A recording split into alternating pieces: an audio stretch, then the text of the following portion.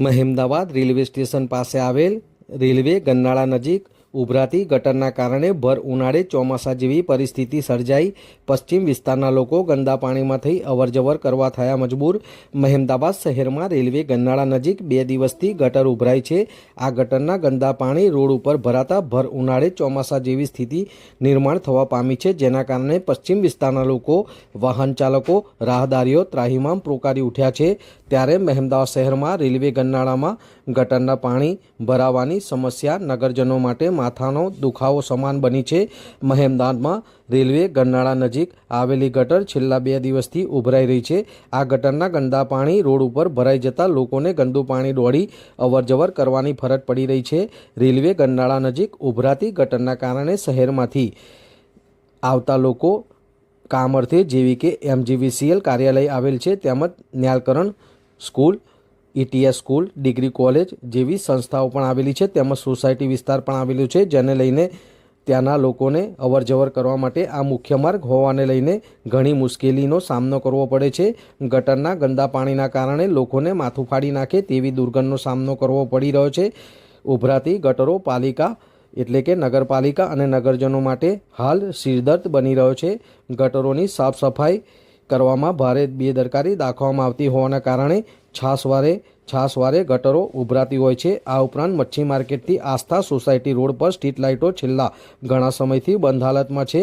આ સ્ટ્રીટ લાઇટો વહેલી તકે ચાલુ કરવા તેમજ આગામી દિવસોમાં ચોમાસે આવી રહ્યું છે, ત્યારે શહેરમાં ગટરોની વ્યવસ્થિત સાફ સફાઈ કરવામાં આવે તેવી નગરજનોમાંથી માંગ ઉઠી છે। અને આપ દ્રશ્યમાં જોઈ શકો છો તેમ ગન્નારામાંથી હાલ દિવસે પણ વાહન ચાલકોને પોતાના વ્હીકલની લાઇટ ચાલુ કરવાની પરિસ્થિતિ સર્જાઈ છે। અને આ ગટરના ગંદા વહેતા પાણીથી આ ગન્નારું આમે ભરાઈ જાય છે। ત્યારે હવે એવી પરિસ્થિતિ સર્જાઈ છે ચોમાસા જેવી કે આ ગન્નારામાંથી અવરજવર કરવી પણ ભારે પડી રહી છે। એટલે અહીંના લોકોની હવે માંગ ઉઠી છે, જેને લઈને 3 જૂન 2024 સોમવારના રોજ સાંજે 7 વાગે આનું નિરાકરણ લાવવા માટે માંગ ઉઠી છે। શું નામ છે તમારું? ચિમનભાઈ કહાર। આ કયો વિસ્તાર છે? આ વોર્ડ નંબર 4 રેલવે ગન્નાળો ચીખવાડ। શું સમસ્યા થઈ છે? સમસ્યા 2 વર્ષથી આ ગટરની આ જ પ્રશ્ન છે। નગરપાલિકામાં ફોન કરીએ, લાઇટની વાત કરે, ઓપરેટરની વાત કરે, ઓપરેટર ચાલુ નથી કરતા। હાલમાં જ ફોન કર્યો તો ઓપરેટરોને નોકરી માટે કાઢી મૂક્યા છે।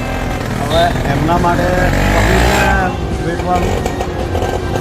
હવે આની તમે જાણ કરી લાગતા વળગતા તંત્રને, નગરપાલિકામાં કોઈને? ફોન કર્યો હા, સુપરવાઇઝરને, ઓપરેટરો કાઢી મૂક્યા છે એટલે કોઈ ચાલુ કરવા વાળું નથી। આમાં કોન્ટ્રાક્ટ સિસ્ટમ હોય છે, કોનો કોન્ટ્રાક્ટ છે એ ખબર નહીં આપણને, પણ કોન્ટ્રાક્ટ સિસ્ટમ હતી એટલી ખબર છે।